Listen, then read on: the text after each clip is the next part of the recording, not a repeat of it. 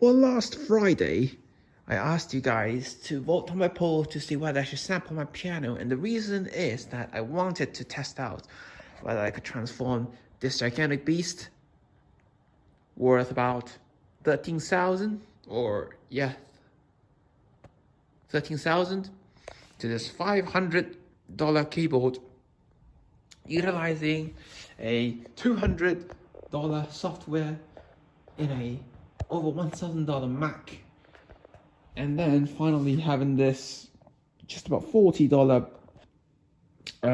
microphone. We'll see how this works. Now, in order to sample a piano, you have to take a lot of time off of your free time to do this, because of course, 88 keys, massive amounts of strings, the resonance, and you'll hear the voice change, because right now I'm inside the piano and my talking changes. Of course, the limitation for me is that this mic, it isn't for recording. And it's impossible for me to adjust this mic position to place it inside here to record the piano. So what I did was, I opened up the lid, I plugged in the mic using this USB cable, and I recorded each note 8 different times to represent the 8 different dynamics we commonly see in music. And then what I'll do is I'll assign these 8 different velocities into 8 different groups, so that 88 times 3, you figure that out. And because I'm not a professional sampler, I'm not going to sample with lid closed, lid mid open, and lid up. I just sampled it with the lid up. Will this work out? I'll spare you the misery of seeing me sample everything, and I'll show you when this is all done. Finished recording all 88 notes, 8 different times under the 8 different velocities. Next up, we'll have to export all these files out, and I've created these folders, and I'll be back again when I finished exporting these. And so we've got this imported into these groups. Of course, I made a mistake, so group 10 is basically group 9 is first one, group 10, group 3, 4, 5, 6, and 7. Now let's test it out to see if it works.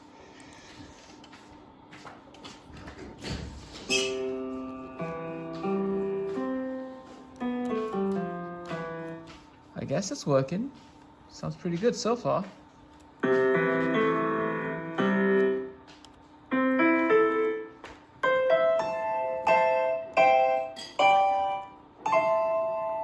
Now let's take a look at the pedals then. If I hold on the pedal.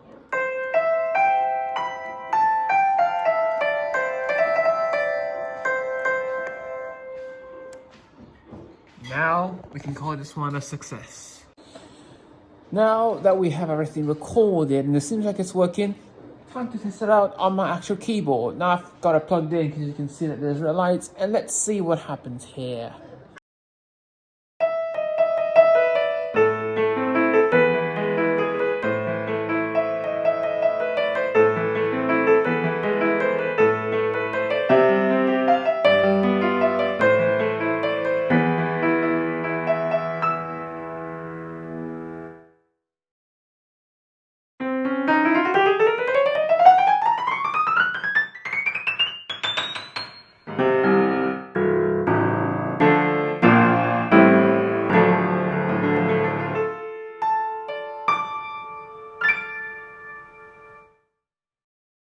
Sounds pretty good.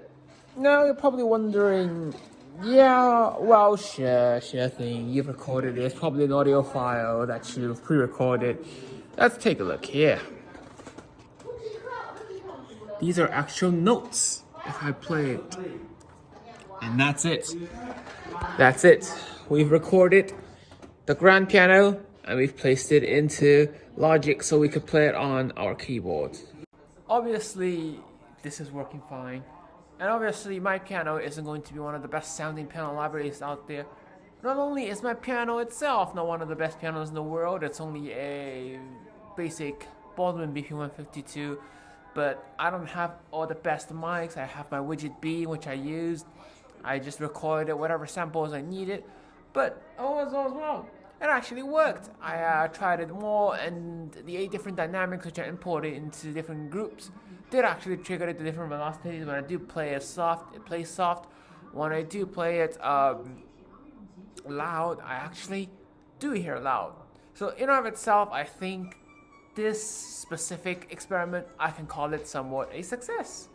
So I hope to see you again in my next video, and if you do have any experiments that you want me to do, I'll try my best to do it.